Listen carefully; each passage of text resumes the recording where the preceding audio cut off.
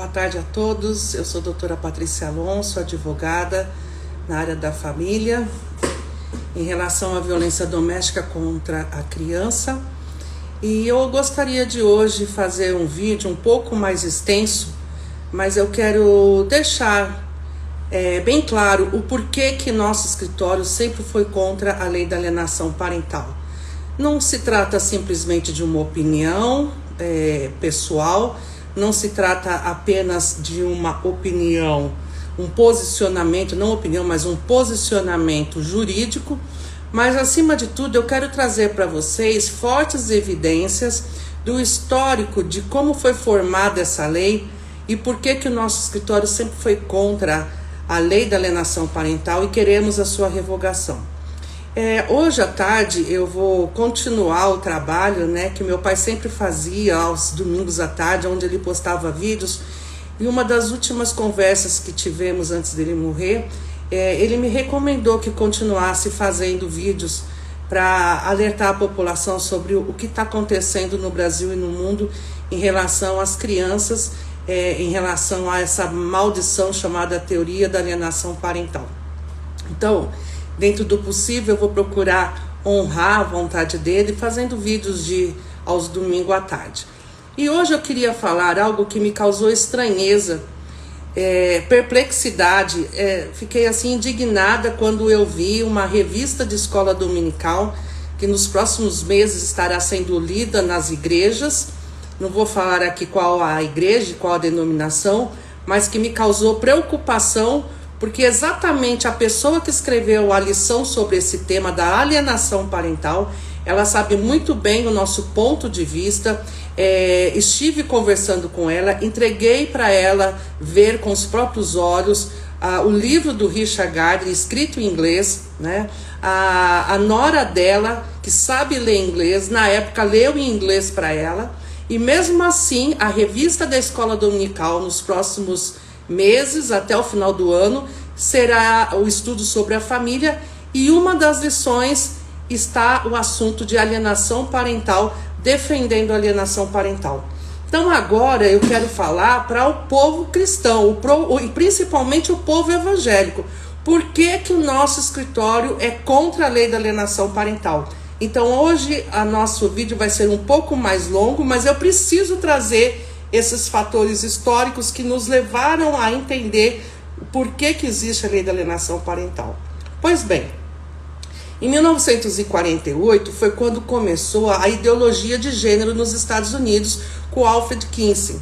Foi em 1948 que Kinsey começa a escrever o primeiro livro onde ele aborda a sexualidade humana. Só que em 1948 ele escreve esse livro com ênfase para a visão masculina, para que os homens entendessem como que era a relação sexual masculina. Então, de 1948 para cá, os homens estavam assim bombando, porque afinal de contas a masculinidade e a sexualidade deixou de ser um assunto que era pautado em segredo na família, principalmente entre os cônjuges, dentro lá do quarto, muito escondida, não era uma conversa acadêmica, Pouco se falava sobre isso fora das relações familiares, E de repente o Kinsey, então, quebra esse tabu, trazendo o livro, então, da sexualidade humana masculina.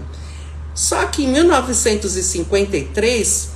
ele escreve, o próprio Kinsey escreve então sobre a sexualidade humana sobre o ponto de vista feminino, e aí os homens não gostaram muito, porque o Kinsey também dá aquela abertura dentro do livro de que dentro das relações humanas, homem e mulher são iguais, então as mulheres também têm orgasmo, podem ter relações sexuais fora do casamento. E aí começou um grande embate, E o movimento feminista gostou da ideia, teve mais essa questão do Kinsey, que aí fortaleceu ainda mais o movimento feminista, a revolução sexual feminina, Então começou todo esse burburinho, ideológico nos Estados Unidos e no mundo todo, Só que nós temos nos Estados Unidos um pastor que sempre foi muito antenado a essas coisas, que foi o pastor Billy Graham. Em 1953, ou seja, no mesmo ano que Kinsey escreve ao livro sobre a sexualidade feminina, o pastor Billy Graham então se levanta e começa realmente a combater, porque ele já conhecia o livro de Kinsey sobre os homens e agora com as mulheres. Então o pastor Billy Graham alerta, prega sobre Kinsey e a Bíblia, né, alertando a igreja do perigo da promiscuidade, e começa a pregar sobre a volta da santidade, os valores da família, valorizando a relação conjugal entre marido e esposa, né?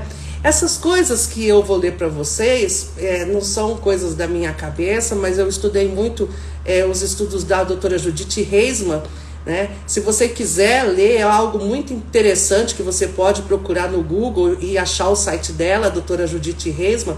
Ela foi uma americana, judia, cristã, conservadora, e nos relata que com a abertura da cultura liberal progressista, os valores de família foram se diluindo do tempo. Começou a haver casas de banhos, aumentou as casas de prostituição, homens que anteriormente jamais frequentariam esses lugares acharam normal essa nova modalidade de saunas coletivas, e nesses lugares se reuniam para falar de vários assuntos, inclusive de política. Foi em saunas coletivas, festas badaladas, cercadas de bebida e sexo, que a América da década de 50 começou a ter seus caminhos mais conflituosos na história. Ela ainda afirma que o famoso presidente Kennedy, que foi assassinado em 22 de novembro de 63, esposo de Jacqueline Kennedy, tinha como amante, né, Judith Exner, ex-chefe da máfia de Chicago, Inga Havard, uma espiã soviética, Anita Ekberg, atriz considerada como sexy symbol, Ellie Rometek, uma garota de programa, Jane Tierney, atriz, a estagiária da Casa Branca, Mimi Alford, que tinha 19 anos e perdeu a virgindade com o presidente em um caso que durou 18 meses, Mary Pinchot Meyer, ex-mulher do agente da CIA. Por fim, ainda temos Priscilla Weir e Jill Cower, duas secretárias da Casa Branca, e ainda especula-se que John Kennedy teve caso com a atriz Mary Morrow. Bem, como se não bastasse, então, além de todas essas mulheres que Kennedy tinha, né, e mesmo assim até hoje ele tem sido alardeado como um dos melhores presidentes que houve nos Estados Unidos, por que não falar então do pastor batista Martin Luther King? Pois bem, depois das ideologias de Alfred Kinsey, sobre ideologia de gênero, sobre você ter várias parceiras, nós temos relatos históricos de que o pastor Martin Luther King, que casou com uma ativista chamada Coretta Scott, em 1953 eles se casaram e tiveram 4 filhos. Segundo a investigação do FBI, teria descoberto detalhes de que o pregador dormia com mulheres que eram membros da sua congregação. Não podemos duvidar que Martin foi, sem dúvida, um dos maiores heróis dos Estados Unidos. Um homem valente, eloquente, inspirador, cujos discursos emocionantes causam fortes impactos até hoje. Todavia, como uma das mais surpreendentes vidas duplas da história, King era não apenas um pastor e defensor dos direitos humanos, mas um homem que nunca largou do vício do adultério com várias mulheres. No dia, às vésperas de ser morto, ele teve uma festa reservada e, na verdade, era que King era viciado em sexo. Provavelmente não pior que o marido de Jacqueline Kennedy, o próprio presidente Kennedy. Há muito tempo, ele é motivo de vergonha para os Estados Unidos, que abertamente o declaravam como um santo. Embora seja fora de questão que ele era charmoso, incansável e corajoso, também é discutivelmente verdade que esse homem brilhante tinha um lado obscuro como um dos seus aliados mais próximos, confirmou o ativista de direitos humanos, o reverendo Ralph Albertani, que foi o homem que segurou Martin Luther King do dia que ele foi assassinado com um tiro em Memphis, Tennessee, em 1968. O próprio pastor Albertani, em 1989, ou seja, na época em que Gardner estava falando sobre alienação parental, começou essa conversa nos Estados Unidos, então, O próprio pastor Albertine, em 1989, ele fala que havia sucedido King com o líder do movimento, pastor Albert, sofreu a fúria dos aliados e foi acusado de traição depois de ter confirmado que os rumores de longa data sobre o apetite sexual desenfreado do pastor era verdade. Esse era o perfil de Martin Luther King, ok? Mas, pois bem, como se não bastasse, vamos para a década de 70 nos Estados Unidos. Vamos falar sobre o pastor Jim Jones? Pastor Jim Jones nasceu em Creta, uma pequena cidade do condado de Randolph, no interior do estado de Indiana, Estados Unidos, filho de James Jones, um veterano da Primeira Guerra, e Lynetta Putnam, que acreditava que tinha dado à luz a um Messias. Ele era descendente de irlandeses e de galeses. A infância de Jim Jones se passou no período da Grande Depressão causada pela crise de 1929, o que obrigou os Jones a se estabelecerem perto de Lynn, em 1934. Após a separação dos pais, a mãe de Jim Jones mudou-se com os filhos para Richmond, também em Indiana, onde ele concluiu seus estudos em 1948. Olha só, no mesmo ano que começou a ideologia de gênero nos Estados Unidos, através de Alfred Kinsey. Pois bem, no ano seguinte, ou seja, em 1949, Jim Jones casou-se com Marceline Baldwin, uma enfermeira, e em 1951 finalmente mudou-se para Indianápolis, onde viveu uma década. Desde a infância, Jim Jones mostrou uma inclinação mística e na juventude foi um leitor dedicado de obras políticas e sociais. Também demonstrou simpatia pelo marxismo e pelas reivindicações dos afro-americanos contra a segregação e a discriminação racial. Nessa época, Jim Jones desenvolveu suas ideias sobre ação política e também começou a buscar uma expressão destas dentro da religião. Em 1952, tornou-se estudante em um seminário metodista, no qual foi expulso por defender a integração racial e trabalhou algum tempo junto aos batistas do Sétimo Dia. Em 1954, Jim Jones criou a sua própria igreja em uma área da cidade racialmente integrada. A seita recebeu vários nomes até adquirir a denominação definitiva da Templo dos Povos, Igreja Cristã do Evangelho Pleno, em 1959. Através do templo, Jim Jones adquiriu notoriedade e apoiou o político na mídia em Indianápolis, contribuindo para pôr fim à segregação racial em departamentos públicos, restaurantes e hospitais. Em 1960, o prefeito democrata Charles Boswell o nomeou como diretor local da Comissão de Direitos Humanos. No entanto, Boswell e Jones acabaram entrando em atrito quando o líder do templo foi agredido em uma reunião. Bem, Jim Jones e a Marcelle incentivaram a adoção de crianças de raças diferentes pelos membros de sua igreja. Em 1954, começou eles próprios a sua família arco-íris, entre aspas, ao adotar Agnes, uma nativa americana de 11 anos. Nos anos seguintes, adotaram 3 órfãos de guerras coreanos, um afro-americano e um branco. O casal teve apenas um filho biológico, chamado Stephen Gandhi Jones.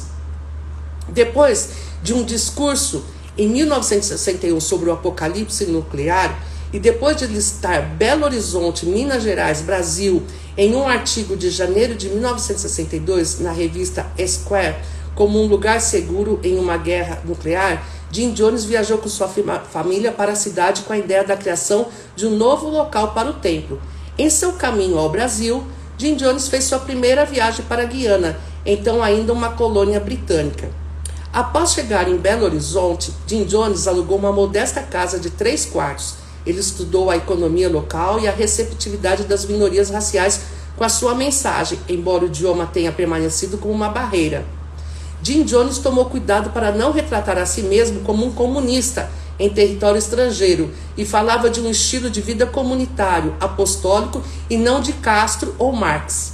No entanto, a falta de recursos na região fez com que Jim Jones e seus seguidores mudassem para o Rio de Janeiro em meados de 1963, onde eles trabalharam com os pobres em favelas cariocas. Jim Jones também explorou o sincretismo das religiões brasileiras. Jim Jones foi atormentado pela culpa de deixar para trás Indiana e a luta pelos direitos civis, e possivelmente perder tudo o que ele tinha tentado construir lá. Quando os pregadores associados a Jones e Indiana lhe disseram que o templo estava prestes a entrar em colapso sem eles, Jim Jones voltou aos Estados Unidos. Após denúncias motivadas pela deserção de 8 jovens membros da igreja em 1973, o grupo dirigente do templo se fechou em torno de Jim Jones e sua liderança pessoal. A partir de então, relatos de ex-membros registram planos e simulações de suicídio coletivo. Em 1974, o templo arrendou uma gleba de terra na Guiana, junto à localidade de Port Caltumã, próxima à fronteira com a Venezuela. Ali, Jones com sua família pretendia erguer o projeto agrícola do Templo dos Povos, formando a comunidade informalmente denominada de Jonestown. Os primeiros 50 residentes transferidos da igreja em São Francisco chegaram em 1977. No ano seguinte, já eram mais de 900 pessoas, das quais 68% eram afro-americanos. Tratava-se de uma tentativa de construir uma comunidade rural autossustentável em um local com solo pobre e com pouca água doce. Além disso, a comunidade estava superpovoada quando se leva em conta os recursos disponíveis nas proximidades. Essas circunstâncias que contribuíram para a deterioração das condições de vida no local. Ao mesmo tempo em que o fisco público fechava o cerco contra a isenção de impostos usufruída pelo templo, Jones se referia de forma hostil ao governo dos Estados Unidos como anticristo, em rápida marcha em direção ao fascismo e ao capitalismo como regime econômico do anticristo.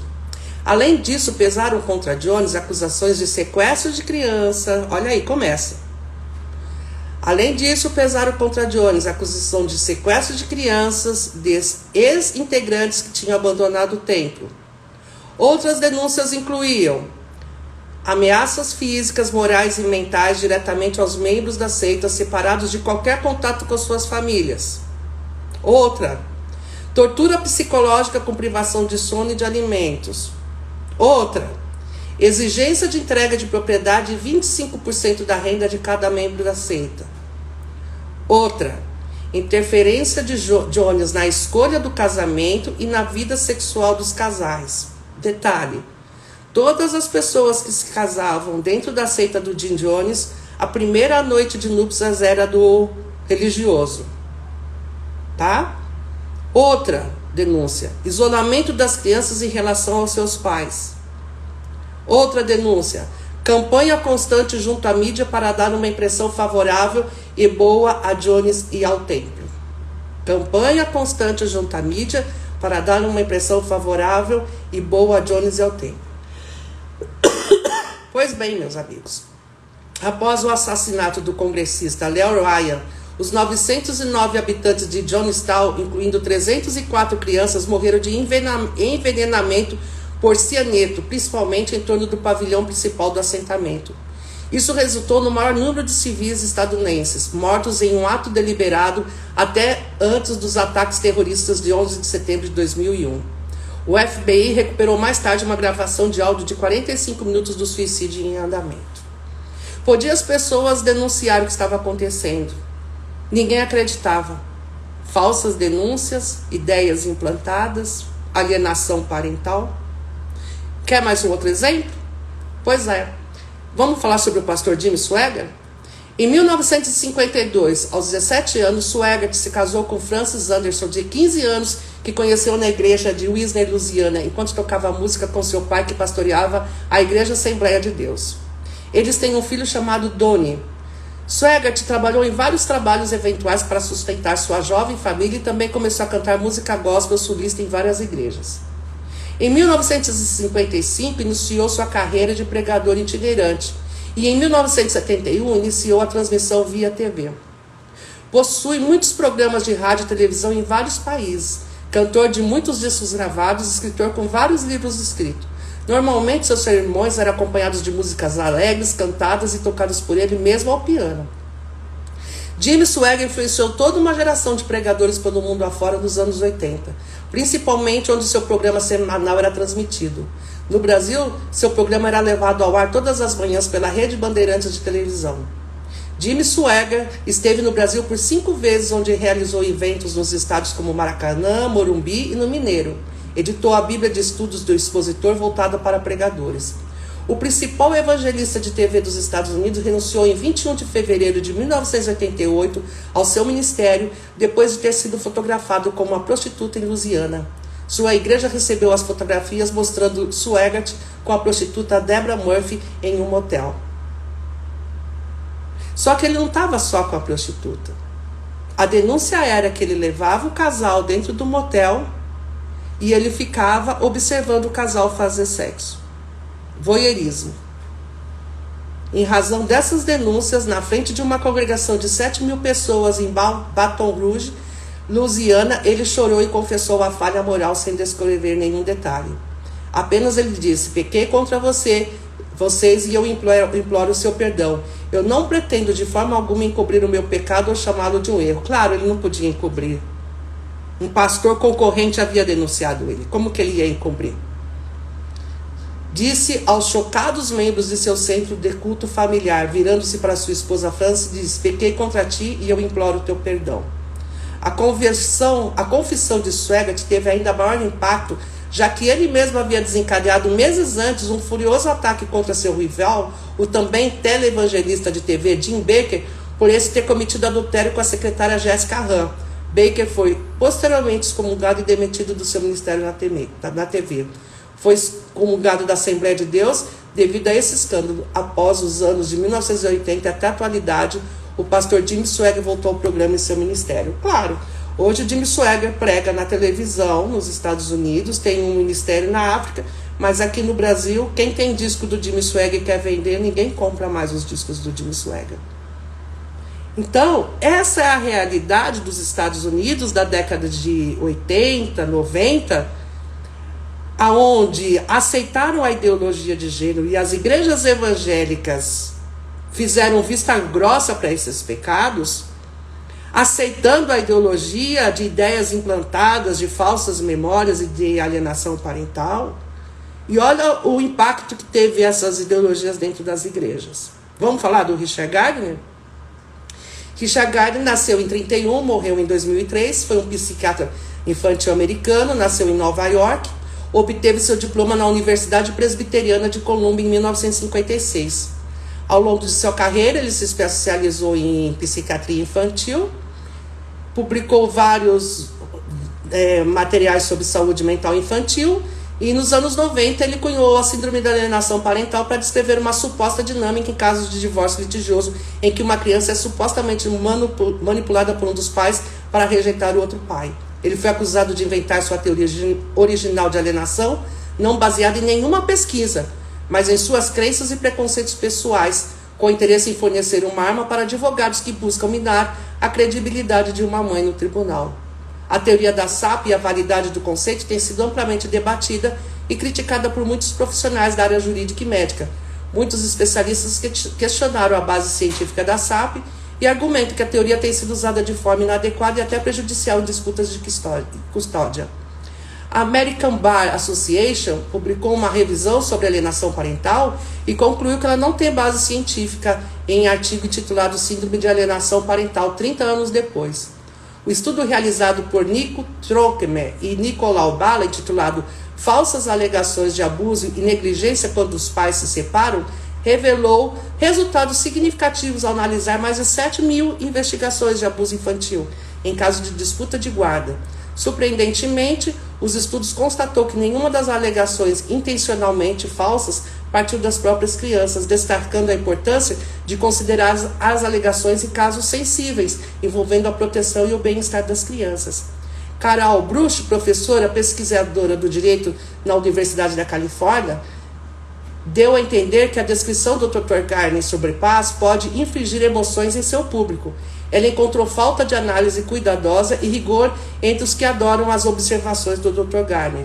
Ele foi um defensor da terapia sexual, acreditando que algumas formas de contato sexual entre adultos e crianças poderiam ser benéficas. Além disso, advogou pela criação de programas financiados pelo governo federal com o objetivo de fornecer apoio e assistência aos indivíduos acusados de abuso infantil. Após ser investigado pela Interpol e FBI, através de inúmeras denúncias de abuso infantil e pedofilia cometidos ao longo de sua carreira, Richard Gardner se suicidou a facadas e sangrou até a morte. Vamos ver outro? Um amigo do Richard Gardner, o pastor Ralph Anderwager.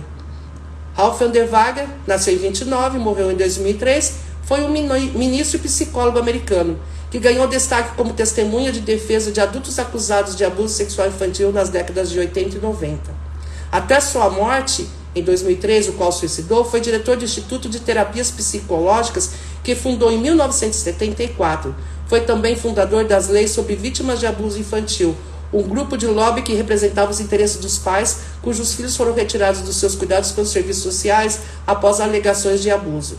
Ele foi membro fundador da Fundação da Síndrome da Falsa Memória. Ele também foi acusado de ser um defensor da pedofilia por causa das declarações polêmicas que fez, incluindo aquelas em entrevista ao jornal Pai Dica, que é um jornal de pedofilia. Misteriosamente, a lei da alienação parental foi proposta no Brasil exatamente quando estava sendo realizada a CPI da pedofilia.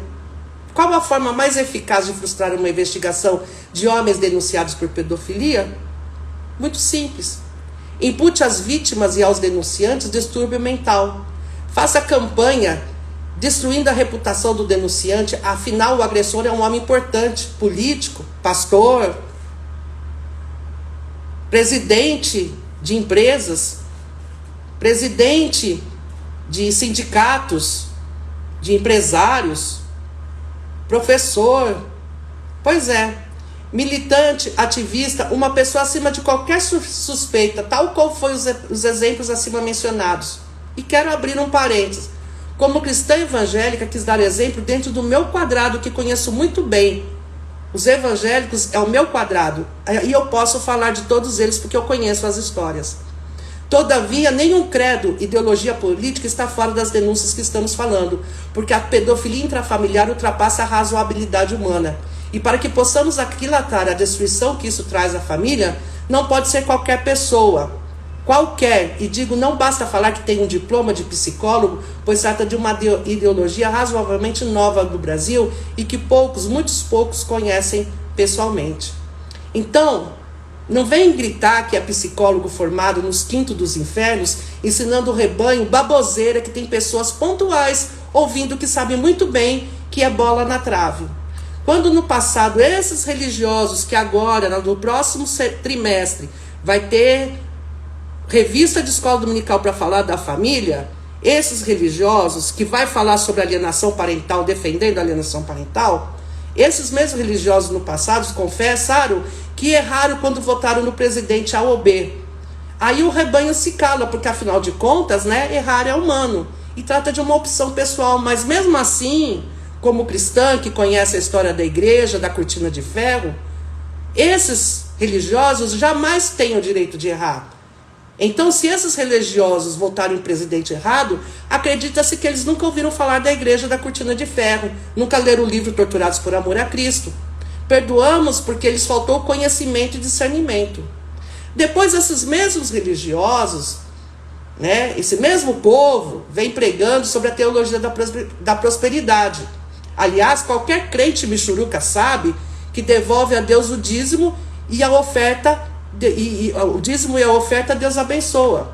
Qualquer crente que nasceu na igreja ou que se converteu sabe, 10% do que você recebe você devolve para Deus, porque Deus é o Senhor de tudo. E a oferta é para que você tenha abundância, tá? Mas as pregações exacerbadas sobre o assunto, os desafios melaborantes levando a igreja a uma busca mais pelo material que espiritual, e quando veio a pandemia, foi possível ver claramente a decepção de muitos ao ver seus cofres cheios e não podendo sair de casa para usufruir daquilo que passaram anos acumulando. O que aconteceu?